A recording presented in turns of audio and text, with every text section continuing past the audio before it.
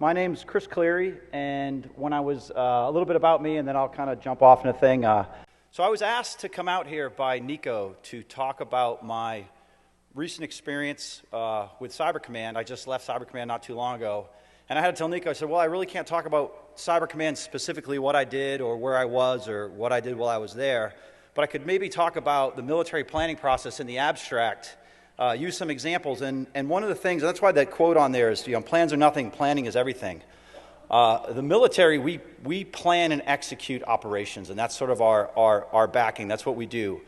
The community that we're trying to talk to, the community that now that cyber is the big buzzword and we're trying to figure out how to work through it, is this community to try and figure out how we start bringing the two together. And that sort of leads into the next slide. There's a lot of talk about cyber warfare. Cyber warfare right now is kind of being made up of the hacker community and the military. The military spin on it right now, and the way that we're trying to do business is the policies that have come out. We released a new cyber policy, and the 5 pillars of the things we're going to focus on is pretty much defensive in nature. And rightfully so. The military's job, first and foremost, is to defend the United States, and also execute sort of missions that we're directed to by our senior leadership. The hacker community brings a whole new perspective to that because really, arguably, you guys were here first. There's some things that the military's done for a long, long time that we're really good at. This is a new domain, and we're trying to figure out how to operate in it. And it's kind of the bringing together of the peanut butter and the jelly to make something that we're going to coin cyber warfare in the beginning. And what I experienced in the last couple years is how the two communities may be talking past one another.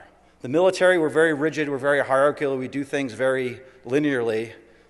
The hacker community is much more dynamic, much more free thinking, and it's trying to understand, and I think when we bring these two closer together, one of two things are going to have to happen. Either the hacker community, when they want to support the operations that we do, are going to have to figure out our planning process and then understand what they do and then bring it to us, or maybe we're going to realize that the way that you guys do business and how those things will be brought to bear to support our operations, maybe we have to, in the military, come up with a new planning process, a new way of thinking through a new language, a new way of stepping through it, so that you guys can come and leverage what we do. Sure. Right, just a second. Unfortunately, yeah. Okay. Sorry. Don't leave. I need your mic. Oh. No, keep it. Good morning, everybody.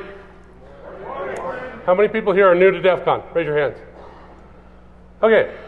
For those of you who don't know, my name is Priest. For those of you who heard this, I apologize. I'm the designated asshole for DEFCON. I'm the mean man who's going to come find you when you're fucking up. Please don't fuck up. I really don't want to see you. We like it here. This is a nice venue. We love the guys where we were before, but like I said, this is a nice venue. I really don't want to be here Sunday saying, this is why we can't have nice things. That said, he's drinking light beer. That kind of scares me. It was bought for me. I didn't buy that. Somebody brought it to me, by the way. That's a good cover story. Yeah. Good cover story. What I'm here to tell you, number one, is, like I said, please don't fuck up. Number two, we are having something called the Blood Code Drive. How many people here know what the Network Ninjas are? Or the Ninja Party? Raise your hands. Okay. For those of you who don't know, one of the most awesome parties at DEFCON is the Ninja Party. Their leader has come down with a rare blood disease. We're having a blood drive / contest today from 12 o'clock to 5 o'clock. Doesn't matter what blood type you are. If you could, please donate a pint of blood. Please be smart about it. Don't drink before. Don't drink booze after. Rehydrate yourself. Don't go run a mile or something like that after you do it. But if you can do it, it would really not only help Barcode, but help everybody else who needs blood. There's a picture floating around of Barcode. If you take a picture of yourself giving blood, there's a raffle going on. A couple of the prizes are, one is a skateboard signed by a lot of cool people. Two is we will take you on a behind-the-scenes tour of DEFCON. So we'll take you behind the green curtain, and you get to see the little man pulling the levers. There's nothing back there. And like I said, we would really appreciate your help. They do a lot for us. Barcode, I know him personally, is a really cool guy, and would really help him out, and would really help a lot of other people who need blood. So there's a picture of me floating around. I was the first guy to do it. Let's see if we can't make a good showing at the blood drive. So that's it, guys. Thanks. Sorry. No worries.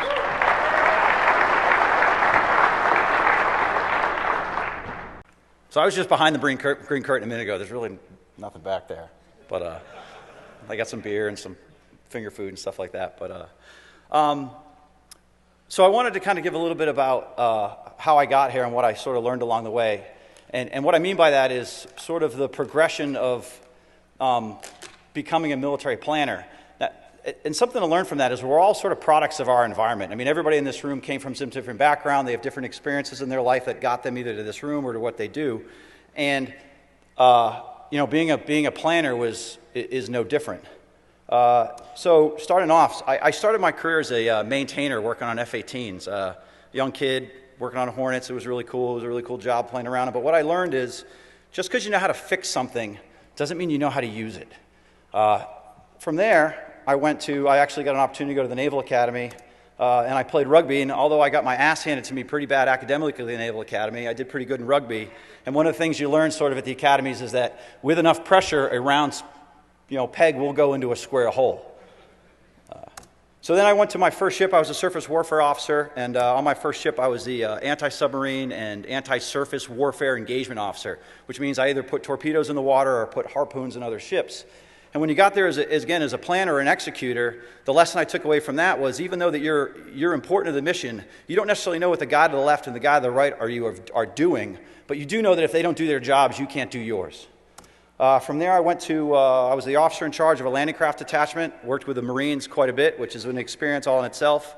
And I always said that landing craft that a lot of people didn't even know we still have, because it was sort of a World War II era kind of thing. The good thing there was it was sort of like I always tell everybody it was an 18-month episode of McHale's Navy. It was the most fun I ever had. It was kind of like we were like pirates. We got to cruise around and just do goofy stuff with very little adult supervision.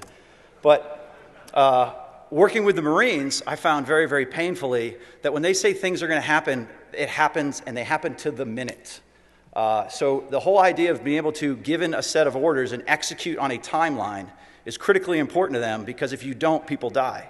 Landing craft in particular, and the whole idea is you hit a beach as rounds are coming down, and you have to be there to the minute the rounds stop landing so the Marines have a safe environment to run onto the beach. From there, I actually lateral transferred into the intelligence community. I went to the Office of Naval Intelligence for my first tour, and the idea was they were trying to, this is what started my technical background. They were trying to take intelligence officers, make us a little more cyber savvy, and then push us out into the environment. So when I showed up and I learned I was going to be doing this job sort of cold, the network, the guy I was going to be working for in the IT division said, hey, the Office of Naval Intelligence is a brand new building. We have the largest ATM network in the country. And I walked in and I said, I only saw the one ATM in the lobby when I came in here. And the guy literally turned and looked at me and he rolled his eyes and he was like, holy crap, are you kidding me? This is the guy who's going to be defending our networks.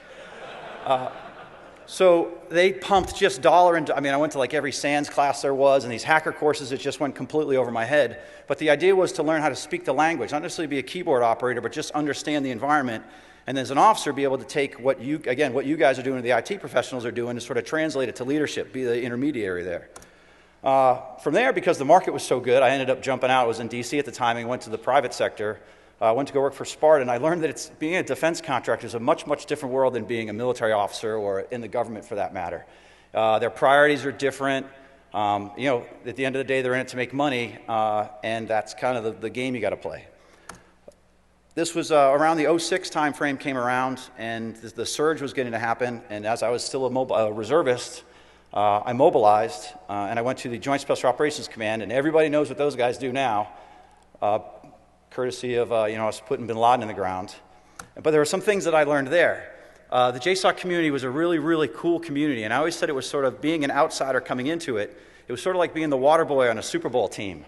You got to be on the sideline, you got to see things, but you weren't going home with any of the cheerleaders after the game, and you didn't get the ring, so you didn't get any of the credit. But also in that community, as an outsider, coming to the inside, even as help, you realize that there were communities within communities that you necessarily weren't a part of, which sort of leads me. So from there, I went back to the defense world.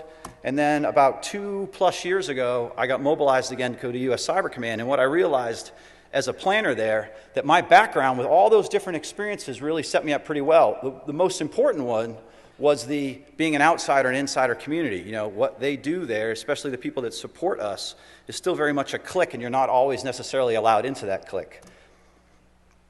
Like I said, I just got back from Iraq too long ago, and you know, I feel a little more nervous in this room than I did when I was over there. But somebody in the audience would say, "Oh, Chris, you just got back. It got so much worse after you left. I don't know what you're talking about." But we were coining this kind of thing, and when I say one of these things is not like the other, as we're out there doing operations, I read Rod Beckstrom's book, The Starfish and the Spider, and he talked about, you know, the whole decentralized thing, and we're trying to put it in a different context. And we would start kicking around this idea of sort of the deer hunter and the sniper, especially, and I think it relates to this community pretty well. So deer hunters and snipers have some things in common, and for the most part, that's the weapon system they use. You can find a rifle, the exact same rifle that a Marine sniper would use, the M40, such and such, 380 caliber, so many grain bullet, and you could probably find a lot of deer hunters that are as good, maybe better at sometimes with that weapon system from hitting a target. You could set a plate out at 800 meters and probably put those guys right next to each other, and for the most part, they might be able to take that plate down. So in the execution of the tool, the execution of the weapon system, there might not be a lot of differences there. Where the differences come in is why they're trying to shoot that plate. And then I sort of put the pictures up there of the rifle scopes. You know, so the deer hunter's out there for one purpose and one purpose only. He's there to hit a deer. He's out there during deer season. He's wearing his hunter orange, and at the end of the day, he hopes he bags his limit so he can come home, take his, you know, beef jerky or deer jerky or whatever it eats. I don't eat deer. And then, you know, feed his family. The military sniper, on the other hand, could be out there for a multitude of reasons. You know, even though he's looking through that guy through the scope, his job might just be to report that he's there. His job might be able to shoot him at a particular time that enables some operation afterwards. How he got there is another difference. That particular military sniper, what if he's a Navy SEAL and he had a halo into the environment? The high altitude, low opening jump. Maybe he scubaed in. Maybe he was delivered by a helicopter. Maybe he's been out there a week. So the differences are not necessarily in their capabilities. It's in the planning that went through to get him to that environment and why he's there. You know, his job might not be to pull that trigger at all. And I find that kind of in the community where we are now, when we talk about strategy and tactics, the military, the government's sort of working from the top down. Most of the conversations we're having right now are about big policy issues, big cyber strategy issues, you know, how we're going to try to use cyber in the future. And at the bottom, this community is really working on tactics. And I wouldn't go so far as to call them tactics, no offense to anybody in the room, but a tactic per joint pub, per definition, is something that's used in combat, which is what makes the military very different, even from the intelligence community. And that kind of leads into my next slide. So when I say those two things are not necessarily the same, these two things are not necessarily all that different. So, you know, on the left of the slide, I got kind of the military, kind of what an operations center might look like, and on the right of the slide is a hacker doing certain things. And there's countries out there that are obviously leveraging the guy on the left a lot better than we are. Not that we should or shouldn't be doing that, and I'm up here definitely not advocating for, you know, sort of the citizen soldier concept, but there are some countries out there who do necessarily advocate and push some of their hacker communities in that direction to support operations. So when we start developing tactics, techniques, and procedures, which is, I know there's a lot of probably government military in the room who understand what those are, and there's sort of a hacker community that doesn't. The analogy that I use for that is, again, I like using the kinetic example of using maybe a firearm. And I imagine there's a lot of guys in this room that have shot a gun before. A procedure and a technique are the ways you would use that gun. So like, for instance, when you learn to fire a gun, a procedure is how to load it, how to clean it, how to strip it, and more importantly, if you're using it, say, in a combat situation, for round jams, how to unjam it very quickly and get back into the fight. A technique for using that gun might be how you hold it, kneeling, laying down. You know, guys who shoot pistols, there's the, you know, the isosceles stance and the Weaver stance. That's a technique. A tactic is how that guy would use that gun in a combat situation with other people.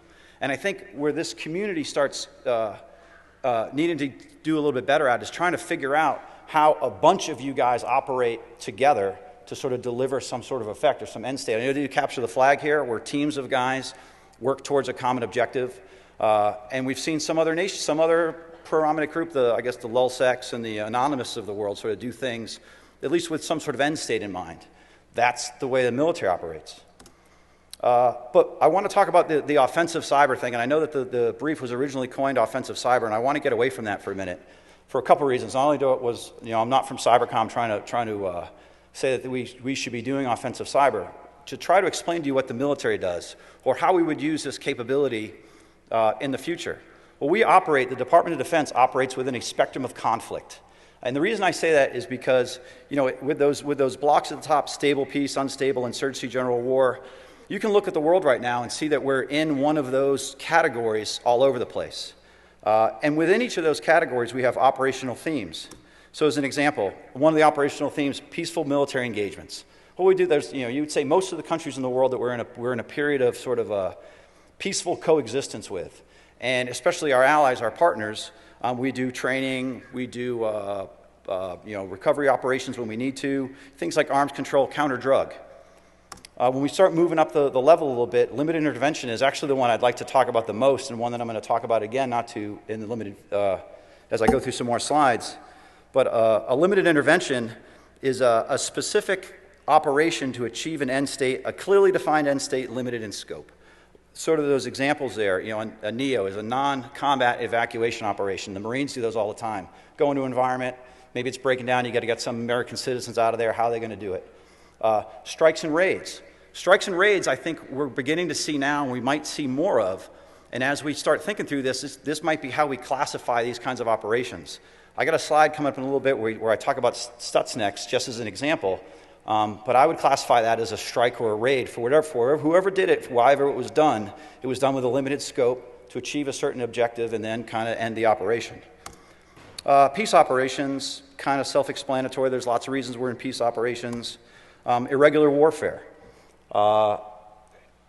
Again, on irregular warfare, you could see that kind of in how we support either irregular warfare or go to fight irregular warfare. Iraq and Afghanistan have sort of devolved into irregular warfare. They kind of came from major combat operations and sort of going backwards. And in the spectrum of conflict, the military's goal is, as we plan operations to execute through that spectrum of conflict, is to take it from the right of that spectrum and bring it to the left.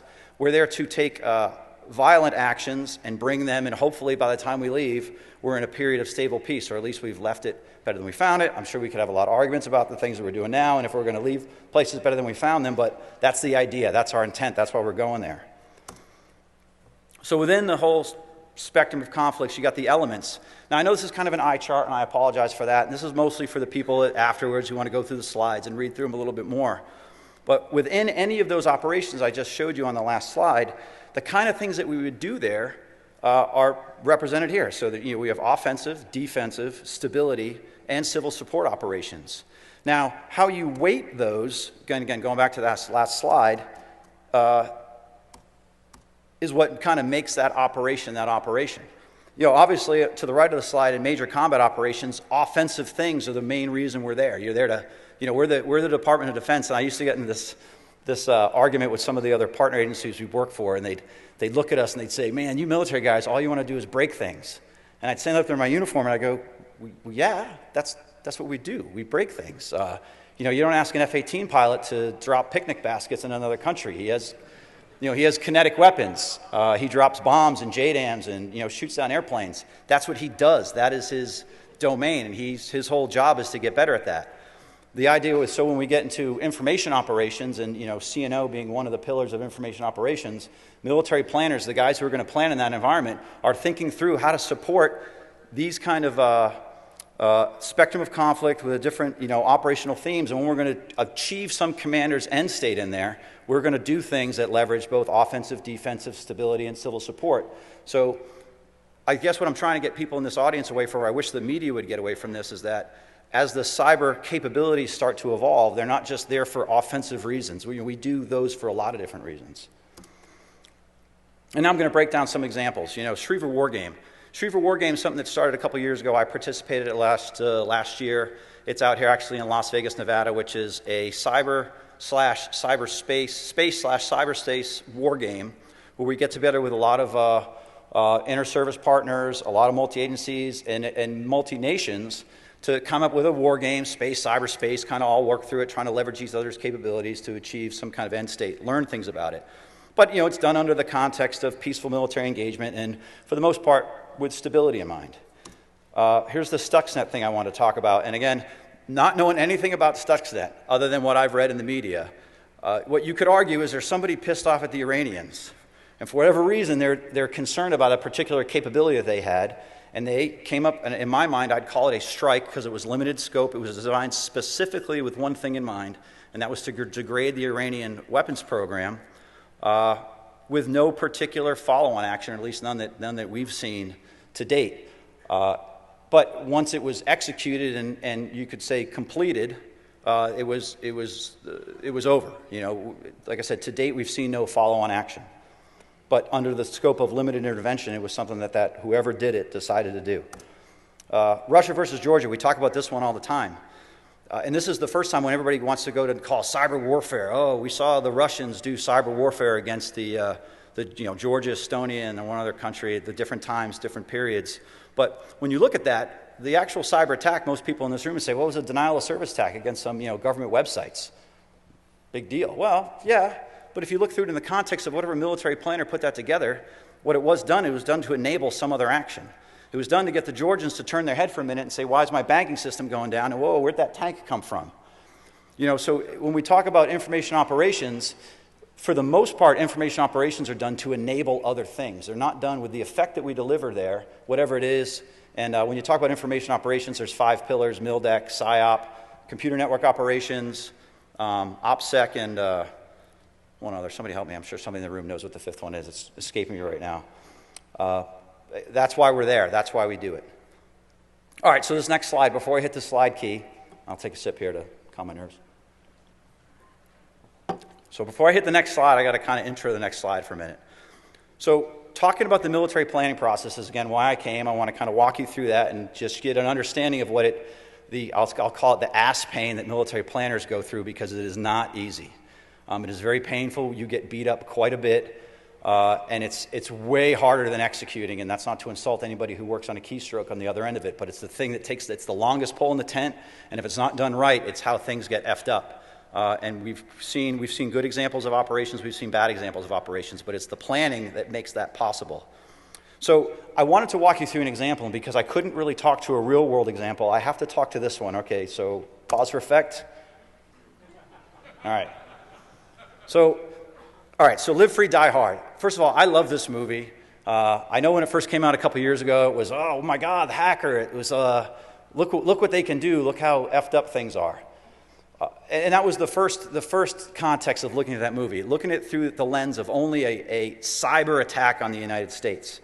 But when you start breaking it down, and I start talking about, did Hollywood do their homework? And once I became a planner and started thinking it through another context, if you take the cyber side away from it and you think of it just how that guy executed that operation, it kind of makes for a nice case study.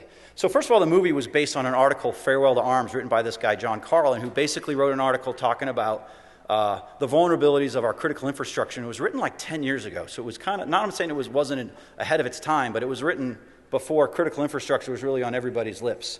The movie itself, focused on the execution. It was this Thomas Gabriel, the bad guy, who went in and was taking down our infrastructure and, the fire sale, all this other stuff.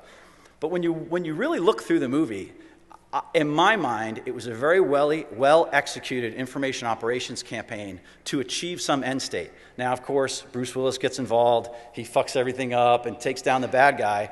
But had Bruce Willis not been in the movie, this guy would have pulled off what he did. And if you looked at how he sequenced his operation, he actually did it in a pretty good way. And again, please take the technical things that he did off the table. Let's just for a minute say that the technical side of the operation were possible. He sequenced them in such a way that he really, they kind of pulled it off. So I say part of a bigger plan, and I almost wish there could be a Live Free, Die Hard prequel. I mean, nobody would go see it. There'd be a handful of people that would go see it. But it would be the recruiting of Thomas Gabriel to pull off this operation against the United States. Because everybody's seen the movie, right? I can't imagine there's anybody who hasn't seen the movie. All right, good. I didn't want to have to explain the movie.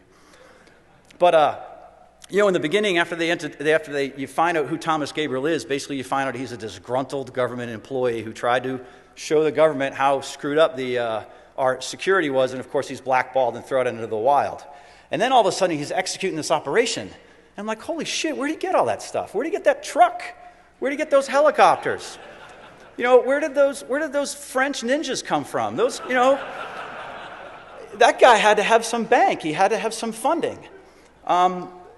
and the beginning of the movie does a kind of a decent job. At least it's only in the credits. It's only in the first 3 seconds of when they're going out, and they're kind of got that computer screen. And, we have access to defense, access to financial, access to transportation.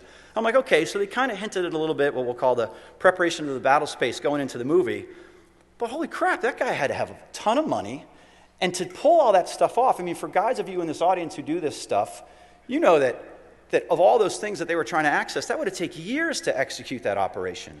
Not only from a financial point, but the access and the sequencing and the rehearsal, all that other stuff, it just wasn't done on the fly. So I always say, and I hope there's no French in the room, but I thought it was like, oh, so if the movie could have been, he was approached by the French, here's some French ninjas, it'll be your muscle, we'll give you your money, and yeah, we want you to destabilize the United States of America, and oh, by the way, you'll get to take all that money home.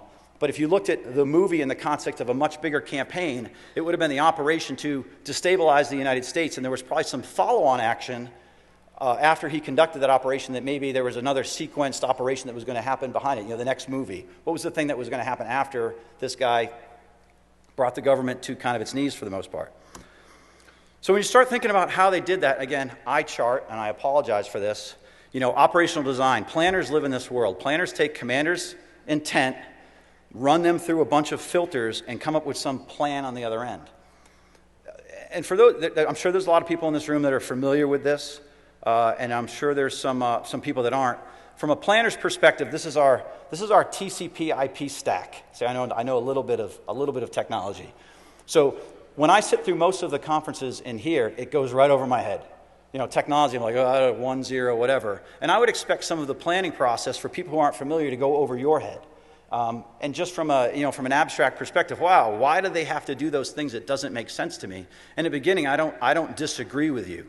But when you become a planner, and what I would argue is, there's a lot of people out there that think there are planners, and I thought I was a planner when I showed up, just on the fact that I was a military officer that had done amphibious landings and done harpoon engagements. And yes, there is a planning perspective to that, but it's not military joint operation planning and execution planning, which is a whole different animal. And you kind of learn that the painful way the first time you go to present something and they ask you a million questions, like, oh, I didn't think of that, and you get beat up.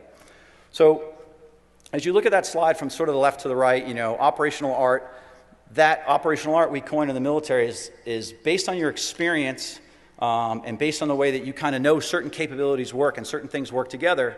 You're able to use that, put some plans together that kind of make sense, and throw them out the other side to your leadership to buy off on. One of the things that we're finding out in cyber is it's difficult for us military planners to understand this new capability, which is why it becomes painful at times, not only for the reasons it's hard to explain to military leadership what it is that you guys do, but it's also difficult for us to quantify the effects of what you guys do, which makes leadership a little bit hesitant to maybe execute on operations. So when you start doing sort of this mission analysis, you get into this effects-based planning. And what that is on the right side of the slide, you sort of see the military end state, which is what you want done. What are you trying to do? And as I'm going to kind of relate this back to the movie, I'm going to kind of jump between planning and jump between the movie. Military end state, and I got another slide that talks to this in a second, was destabilize the United States, or ultimately in the movie it was he was going to get into Woodlawn and steal all the financial data that was being backed up there. Well, to do that, knowing that the end state is you got to look at your target, and I'm going to move to the right side again and go to center of gravity.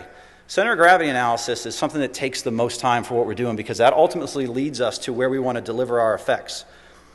Center of gravity usually, Clausewitz defines it as, the hub of all power movement on which everything depends. So when you break that down, center of gravity, you get critical capabilities, and you can do this in a lot of different ways. And maybe just for an example, we'll say like an air defense system. Well, an air defense system's critical capabilities, it's got the missile, it's got the launcher, it's got the radar, and the radar's broken in. It's got a detect radar, track radar, fire control radar. It's got people, it's got power. Those are all the things that make that system operate. Well, based on that, it's got critical requirements. Each one of those systems then has requirements that makes it function. The radar needs power, it needs people. The missile needs a view of the horizon. There's a lot of different things that it would need. And then when you start looking at the critical requirements, you start identifying critical vulnerabilities. And the vulnerabilities are to take down any of those critical capabilities that would affect the center of gravity. So an example of, the radar. If I can destroy the tracking radar because it's physically located somewhere, which again makes it vulnerable to attack, I'm able to take the the weapon system offline, and I maybe never had to hit the missile or never had to go out to the people. Or if I can keep the people from getting to the site to operate it, well, then the site can't operate. So there's a lot of different ways we think through that. But as we start piecing it together, when we've identified our critical vulnerabilities, those become our objectives. Those become the things that we're trying to target, the things we're trying to deliver our effects to. So our effectives then, our objectives, we assign an effect to it, and in the most case, in the Title 10 world, which is very important to distinguish, the effects become degrade, deny, destroy, disrupt, defeat. And that's the way, we're there to break it or deliver an effect to again, degrade its ability to operate. And that effect will then become a task. Hey, your task is to deliver this kind of capability against this target to degrade this thing. And it's kind of you get into an OODA loop where one continues to support the other. Which leads us into the joint operations planning process. For those in the room who are familiar, who have participated in it, you realize just how painful this is. This is, for a planner, a lot of sleepless nights, a lot of getting yelled at by very senior people, and a lot of hair pulling out to junior people to get them to try to understand what you're doing. Bringing a lot of people to the table to kind of for a common purpose. And again, the thing to understand from the hacker community is this is very linear. You get some commander that says, I need you to do X. And then you take that task you've been given, and you go into a mission analysis phase, and you all sit down with the guys at your pay grade, and you're like, holy crap, how are we going to do this? And you start thinking of all the different things you need to execute. And then once you have some of your facts, and I got some slides that talk about this in detail, develop COAs, you wargame it out, and obviously something gets approved, but not all the time executed, which is the other thing to understand. Even planners plan, we plan all the time. That's all we do. I mean, there's somebody somewhere right now probably planning to invade Canada because they've got nothing better to do, but that's what we do. So when you look at the mission analysis, again, which I said is the most painful part of the process, this is when you're trying to piece together what you're trying to do. And then trying to revert back to the movie, I called some things in red to say, when Thomas Gabriel was approached by the French, so I'll jump into that for a second, and was asked to go do X, Y, and Z, well, he's thinking, okay, if he wants me to go do this, and they're going to let me, do this fire sale, how I'd go about doing it. And he came up with some implied and essential tasks. And he really had to look at our center of gravity, or his adversary's center of gravity, and what makes us tick. And when he was going through this, and I'll bring it up in a second, he really determined that if he could get to the U.S. government and kind of bring them to her knees, it would enable him to do something else. Commanders, the CCIRs, for you're not familiar, that's Commander's Critical Information Requirements. Again, if this was the prequel of the movie and he was trying to execute on this, his list of information requirements probably would have covered this whole wall, because you guys all know from the community all the different targets he was trying to hit and all the different ways to get in there would have just been, a laundry list of things that he would have taken probably more like years to get his hands on. Not to mention who built the truck, all the other stuff, the money, the spec requirements to build a truck out, the helicopters, the French ninjas, all that stuff took a lot of time. So again, if we look at the same slide, the mission to task kind of construct for his center of gravity analysis, he was going after the United States government, which was the target. Our capabilities there, banking, law enforcement, first responders, all the things that make a government function. The critical requirements to that are, so you got finance, you got banks, you got communications, you got telecoms. So you can see the things on the slide. And then the critical vulnerabilities, what he was going after, because there were so many different targets, I just kind of sum up here.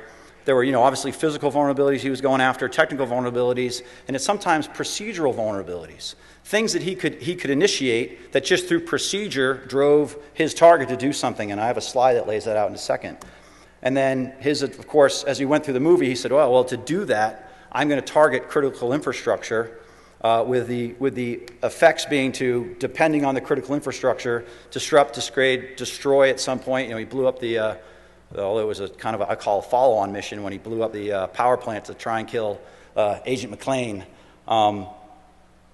He sequenced through an event, and then, like I said, the tasks varied by target. So co-development. This is where the rubber meets the road. So now you've gone through your mission analysis. You've gone back to your boss and say, hey, boss, you told me to do this. This is what I think you told me to do. Do you still agree with that? And he'll go, yeah, I told you once. Okay, thank you for repeating back to me what I just told you to do, which sometimes really pisses him off. And then you start getting into a COA, and you'd be presenting these COAs back to him, and I have a slide on what makes a COA a COA. And to do that, when COAs, and we say that, you know, adequate, feasible, acceptable, distinguishable, because you always bring you got to bring the boss more than one option, and those options have to be somewhat different so you can, you know, pick one. And sometimes I like to joke. I mean, you guys seen the Simpsons movie when he puts all the COAs in front of him and he kind of leads them to the one that he wants them to pick. That's kind of done too, because you'll say, hey, sir, these are all your COAs, but this is really the one we think you should go with. And, you know, you paid us to do this job, and we think we're somewhat smarter than you. Go with this one, and for the most part, they'll do it. They'll modify them or send you back. It just becomes painful. But if you have to think about, again, back to the movie, what he was trying to do, the objectives. Did I build this already? The major forces requirements. So now that he's figured out what he had to do and how he wants to do it, that's when he would have gone back and said, hey, French overlord, the guy who asked me to do this, I need to build this truck. I need this kind of access. I'm going to need a lot of walking around money because I need to buy people on the inside to either write code for me or give me access. You know, I need some you know, walking around money. And then he would have gone back and said, hey, but for me to execute all this is the kind of time I'm going to need 2 years or 6 months or whatever his time frame was. And then based on what, let's say, your commander was trying to do, sir, we'd like to do that, but it's going to take us 6 months. He might say, well, you don't have 6 months. I might have to go to another kind of operation because time is of the essence. Or if time is not of the essence, we'll allow you to execute. I think if you look at the STUXNET as an example, and Wired Magazine wrote a really good article on this, you know, way back when reportedly the Israelis asked the Americans for a kinetic bomb to do it, and we said no, they said, oh, crap, well, we need another way to do this. Well, I'm not saying it was the Israelis, but whoever did it, so yeah, strike that from the record. Whoever did it, they said, hey, some cyber geeks, sorry, no offense to anybody in the room, said, hey, we've got this way of maybe trying to do this. It's got a long lead time. It's going to take a lot of time to execute, and we got to do all these steps. And somebody said, well, yeah, time is kind of on our side, so go ahead, run with it. But I can tell you, whoever was planning on doing whatever probably had some follow-up operation just in case that didn't work, and in case time got of the essence, that there was some probably follow-on action to deliver the same kind of effect. From there, you take all your COAs, and then you start wargaming them out. And then, you know, with these potential decision points and branches and sequels. That's really important because everything you're going to try and execute in, you'd need, if it doesn't work or if it doesn't go down the way you want, you have to have some kind of follow-up position, or you got to stop the operation. Excuse me. Let's see, and based on that, then I'm going to kind of walk you through what I call Gabriel's plan. And this is kind of where the rubber meets the road, in the sense that whenever you're trying to accomplish something and you've got your commander's end state and you've got hey, this is how I think we're going to accomplish it, then you've got to sort of sequence it, because what you find is the sequencing of the operation is really what makes the operation. And I'd say that's sort of the difference between maybe this community, I'm saying the hacker community and the military is again, we're very hierarchical, we're very linear, we do one things after another because that's the way we do business.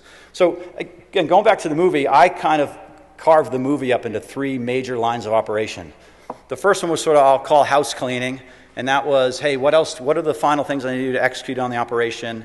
And you know, he was killing off all his help because he didn't want those guys screwing things up. The next one was the fire sale, because in the movie they sort of coined, that's what the government, you know, halfway through the movie thought was going on. It was a major terrorist attack to take down our infrastructure and just screw things up, just because somebody was disgruntled at us and they wanted to, you know, bring down the United States. With the third line of operation being Woodlawn. And if you guys remember the movie, Woodlawn was really the whole reason he was there. It wasn't necessarily to do the fire sale. It was to enable his ability to get access to Woodlawn and steal that information. The fire sale was what he just kept everybody busy with so he could execute something else, which is why I coined this as information operations. He used non-kinetic effects to enable his end state or his kinetic operation. But in the movie, which was also cool, he would synchronize kinetic and non-kinetic things at the same time to enable one another. So as we start moving through the operations and the different phases, phase 0 was all his prep that he was doing to finish the environment. You know, he was collecting all his last intel, getting his last source code. And then he started tying up all his loose ends before he executed. And that's when he's killing off all those programmers, because those are the guys that the loose ends, if I leave them lying around, maybe they'll screw me up, which, of course, you know, stealing the punchline, everybody who's seen the movie knows that's exactly what happens with, you know, Bruce Willis's help, of course. So he eventually got to a certain point where he said, hey, I'm ready to execute the operation. I think I've done my leading into it. I'm ready to go. And he executes phase 1, and the first thing he does is he attacks transportation. And at that point, people just see it for what it is. Wow, it's a big transportation glitch. They're not putting 2 and 2 together. But eventually it's, well, wait a minute.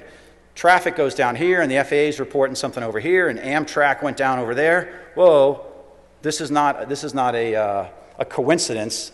We're under attack, and they label it as under attack, and people start freaking out. He moves from there. I thought a nice line. He said, let's get him outside for some fresh air, and he goes after the anthrax alarms. And when he sets off the anthrax alarms, now everybody's getting out of the building. Again, it gives him some more breathing room. It gets the government out of the building. It allows him to, I think he displaces at this point. He moves from one place to another. It gives him some time and space to get ready for his next thing. But what you learn later in the movie is that was a very specific operation required to achieve his end state. They also show that scene, you jump to the Social Security Administration, it doesn't mean anything at the time, and they show people leaving that building. That's one of the buildings he needed to evacuate, because that was really his target. But when all the buildings evacuate, that doesn't really mean anything to the government, because everybody just left their buildings. So where's the target? So once he evacuates that building, now he goes after a kinetic operation, which he goes in and he seizes the building. The people are all out. It's a relatively limited light is on security. He puts his goons in there. His goons go take down all the security guards, and then prep for his next operation, which means I'm in that server room. I've downloaded my malware. I'm ready to start receiving the download, which executes stage 2. Stage 2 was he goes and he attacks the financial market. Now, from the fire sale line of operation, it makes a lot of sense. It's the fire sale. Oh, everything must go. We're going to go after financial. We're going to go after power. We're going to go after electric. So under that line, and the government's thinking is, wow, this is just a big, huge cyber attack. This is just a big, huge terrorist attack on the United States. But in his operation, that was required because that's what's triggered the download from the financial district to his target, where his guy was waiting to receive the payload. And in here, we'll talk about our first branch or sequel. So as a military planner, I'd say, well, that has to happen. That download from the Wall Street to my target has to happen. And if I can't do it non-kinetically to support the fire sale, I might have to have a sequel set up to do it kinetically. So maybe in the movie, if that didn't work, he had some kinetic strike, bombing on Wall Street, a attack on something in that area that would have had the same effect. And he would have had guys on call to say, hey, that failed. We're going to go to sequel 1, which is the kinetic attack on Wall Street, again, to drive the same operation. Because if that didn't happen, the fire sale would have gone down. It would have looked like a terrorist attack, and it might have enabled the, let's say, the French's plan to destabilize the government. The fire sale would have gone through. But his whole plan then of being able to go to Woodlawn and steal that information would have failed. So at our point, if that doesn't happen, the operation for the most part is a failure. So then the download begins. He gets this download at 20% kind of thing.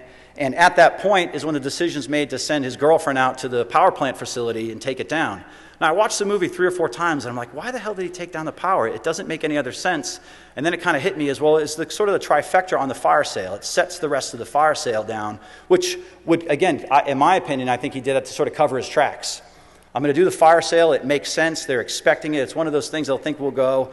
And it's going to take them so long to figure out that why I was really here was to get into Woodlawn, was to steal this information. And before you figure any of this out, I'm going to be gone in Paris, more than likely, hanging out with all my money. But at the end of the day, the mission wasn't complete. And why wasn't it complete? Because in my opinion, he didn't do his work on his first line of operation, which says, other than the fact that I know that this line of operation is supposed to kill all these bad guys, I don't think he thought through it enough with a proper sequel in place that said, if something horrible goes down, I might have to put a lot more effort into tying up my loose ends. He doesn't. McClane gets in there. McClane, screws everything up, and it kills the operation.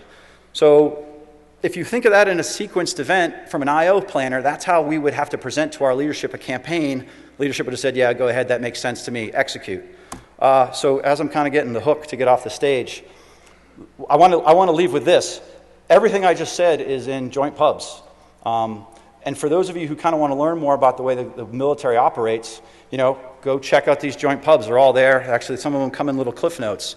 They're online. And for those of you who want to sequence operations or figure out how you're going to enable certain things, again, understanding how the military operates is sort of really important to the subject. And I think when you come to us, understanding our processes, we try and make realms, come into conferences like this, understand your processes.